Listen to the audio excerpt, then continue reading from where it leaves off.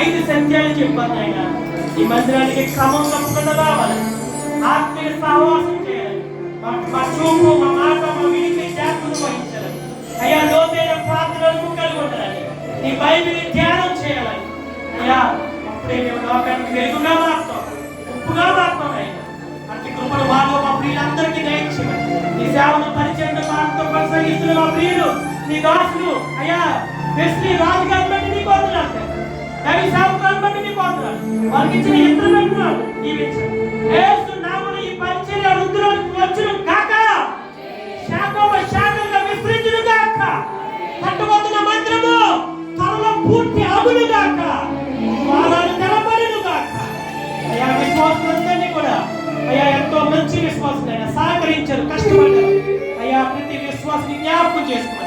అయ్యా వేదిక ఇచ్చిన దైవ సేవకులను నిలబెట్టమని కృప చూపించుకోండి. మా ప్రయాణంలో కూడా క్షేమాన్ని దయచేయమని యేసు పరిశుద్ధ నామములో అడిగి వేడుకుంటున్నాం తండ్రి, ఆమేన్. థాంక్ యూ పిల్లరా. Once again thank you so much man of God and SV Raju గారు. థ్యాంక్స్ అండి ఒక్కొక్కసారి మమ్మల్ని ఇన్వైట్ చేసినందుకు. దేవుని చెప్పమైతే